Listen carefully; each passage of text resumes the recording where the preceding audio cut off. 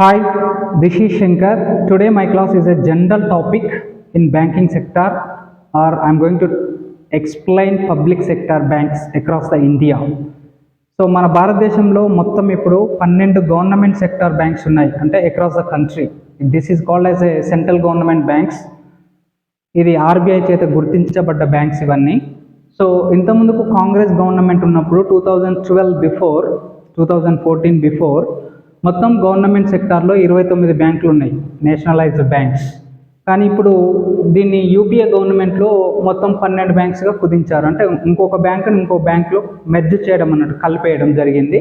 So present in India 12 government public sector banks ఉన్నాయి, అంటే central government చేత RBI under the control of నడపబడే banks అన్నట్టువి.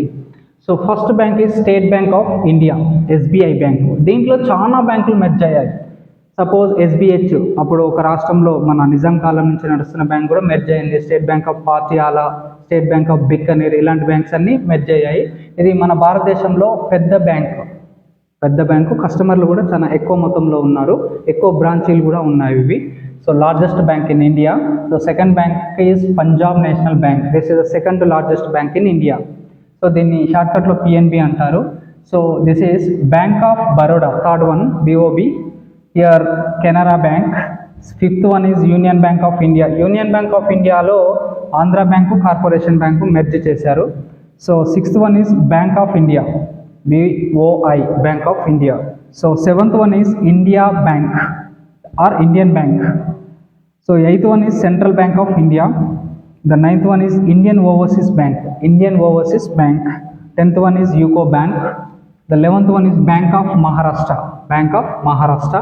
The 12th one is Punjab and Sindh Bank.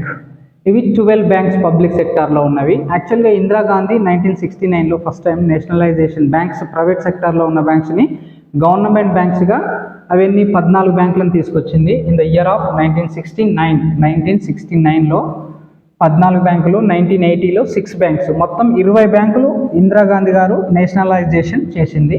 So ఇప్పుడు present 12 బ్యాంక్సే central government public sector banks ఉన్నాయి. Thank you.